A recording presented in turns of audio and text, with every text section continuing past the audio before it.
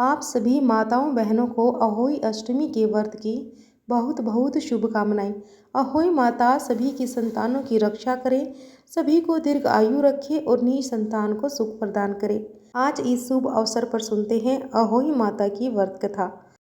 पौराणिक कथा के अनुसार एक बार एक साहूकार था जिसके 7 बेटे और 7 बहुएं थी। साथ ही एक बेटी भी थी। दिवाली से पहले घर को लीपने के लिए इकलौती ननंद अपनी भाभीियों के साथ जंगल में मिट्टी खोदने गई। जब वह मिट्टी खोद रही थी तो वहीं पर स्याऊ की यानी कि सेय की माद थी। अब मिट्टी खोदते समय ननंद के हाथ से खुरपी लगकर सेय का एक बच्चा मर गया, जिसे देखकर स्याऊ बहुत क्रोधित हो गई और दुखी होकर स्याऊ माता बोली कि मैं अब तेरी कोख बांधूंगी। तब ननंद अपनी 7 भाभीियों से कहने लगी कि तुम में से कोई मेरे बदले कोख बंधवा लो, लेकिन सबने इनकार कर दिया। परंतु छोटी भाभी सोचने लगी कि अगर मैं अपनी कोख नहीं बंधवाऊंगी तो सासू जी नाराज होंगी। ऐसा विचार कर ननंद के बदले में छोटी भाभी ने अपनी कोख बंधवा ली। अब इसके बाद जब भी उसका लड़का होता तो 7 दिन बाद वह मर जाता। एक दिन उसने पंडित जी को बुलवाकर पूछा कि पंडित जी, मेरी संतान 7वें दिन ही क्यों मर जाती है।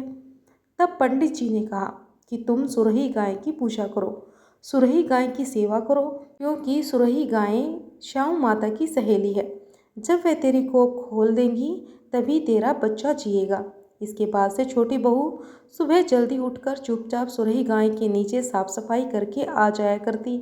अब गौ माता एक दिन बोली कि आजकल कौन मेरी सेवा कर रहा है, सो आज देखूंगी। एक दिन गौ माता खूब जल्दी उठ गई और क्या देखती है कि एक औरत आकर उसके नीचे गोबर आदि साफ करके चली जाती है। अब गौ माता उससे बोली कि मैं तेरी सेवा से प्रसन्न हूँ, जो चाहे वर मांग लो। तब साहूकार की बहू बोली कि स्याऊ माता आपकी सहेली है और उसने मेरी कोख बांध रखी है, सो हे गौ माता मेरी कोख खुलवा दो। गौ माता कहने लगी कि बहुत अच्छा। अब तो गौ माता समुद्र पार कर अपनी सहेली के पास उसको लेकर चल पड़ी। रास्ते में कड़ी धूप थी, सो वे दोनों एक पेड़ के नीचे जहाँ पर गरुड़ पंखनी का बच्चा था वहाँ बैठ गई। तभी थोड़ी देर में एक सांप आया जो गरुड़ पंखनी के बच्चे को डसने जा रहा था। अब साहूकार की बहू ने यह देखा तो सांप को मारकर ढाल के नीचे दाब दिया और बच्चों को बचा लिया। थोड़ी देर बाद गरुड़ पंखनी आई और वहाँ पर खून पड़ा हुआ देखा तो साहूकार की बहू को चोंच मारने लगी। उसने सोचा कि हो न हो इसी बहू ने मेरे बच्चों को मार डाला है।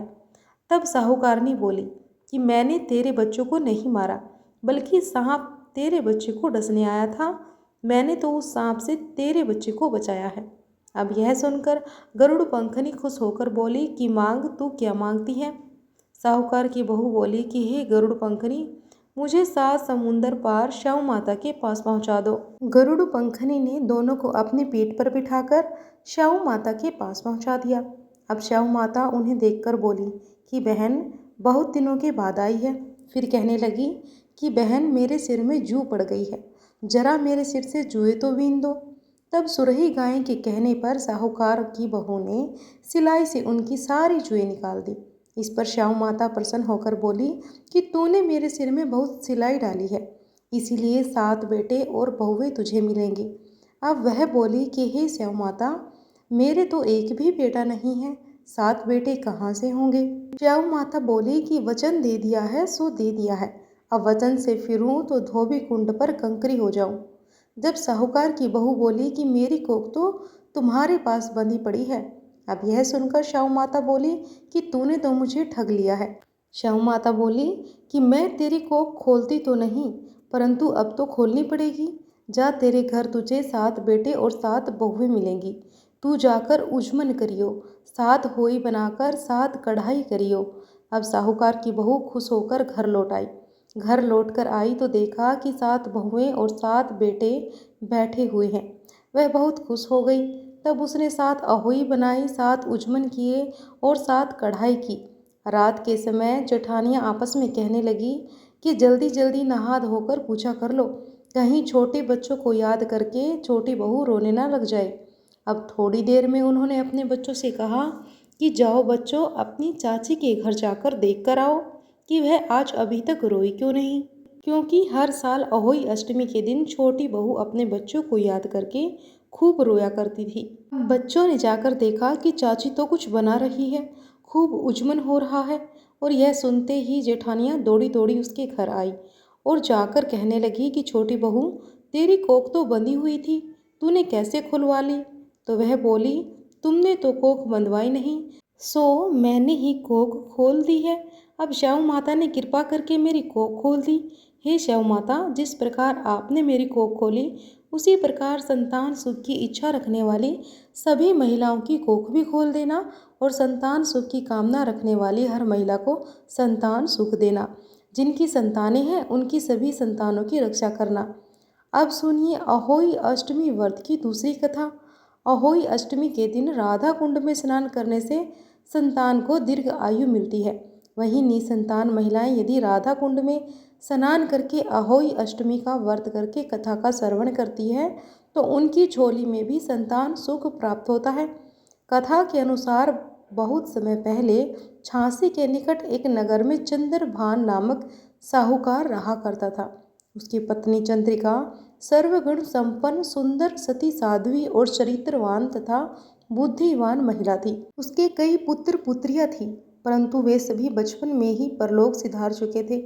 अब दोनों पति पत्नी संतान न रह जाने से बड़े दुखी और व्याकुल रहते थे। वे दोनों प्रतिदिन मन में सोचा करते कि हमारे मर जाने के बाद हमारी इस अपार धन संपदा को कौन संभालेगा, कौन देखभाल करेगा। फिर एक बार उन दोनों पति पत्नी ने निश्चय किया कि वनवास लेकर शेष जीवन प्रभु की भक्ति में बिताएंगे और इस तरह से वे दोनों अपना घर छोड़कर वन की ओर चल पड़े। अब बहुत देर तक चलने के बाद जब वे रास्ते में थक जाते तो रुक कर किसी पेड़ के नीचे लेटकर विश्राम कर लेते और थोड़ी देर के बाद फिर चल पड़ते। इसी प्रकार चलते चलते धीरे धीरे वे बद्रिका आश्रम के निकट शीतल कुंड जा पहुँचे। अब वहाँ पहुँचकर दोनों ने निराहार रहकर प्राण त्यागने का निश्चय कर लिया। इस प्रकार निराहार और निर्जल रहते हुए उन्हें 7 दिन हो गए। तब आकाशवाणी हुई कि तुम दोनों पति पत्नी अपने प्राण मत त्यागो, यह सारा दुख तुम्हें तुम्हारे पूर्व जन्म के पापों के कारण भोगना पड़ा है। यदि तुम्हारी पत्नी कार्तिक मास के कृष्ण पक्ष में आने वाली अहोई अष्टमी को अहोई माता का व्रत और सच्चे मन से पूजन करे तो अहोई माता प्रसन्न होकर तुम्हें साक्षात दर्शन देंगी और फिर तुम उनसे दीर्घ आयु पुत्रों का वरदान मांग लेना और व्रत के दिन तुम राधा कुंड में स्नान अवश्य करना। अब चंद्रिका ने आकाशवाणी के बताए अनुसार विधि विधान से अहोई अष्टमी के दिन अहोई माता का व्रत और पूजन अर्चना की। इसके बाद राधा कुंड में स्नान किया। जब वे पति पत्नी स्नान आदि के बाद अपने घर पहुंचे तो उन दोनों को अहोई माता ने साक्षात दर्शन देकर वर मांगने के लिए कहा। तब उन दोनों पति पत्नी ने हाथ जोड़कर कहा कि हे माता, हमारे बच्चे अल्प आयु में ही परलोक सिधार जाते हैं, कृपा आप हमें बच्चों को दीर्घ आयु का वरदान दें।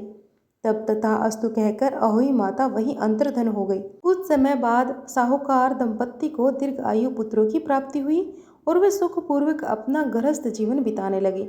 इस प्रकार अहोई माता की कृपा से निसंतानों को संतान सुख मिल जाता है और संतान की दीर्घ आयु का आशीर्वाद भी प्राप्त होता है।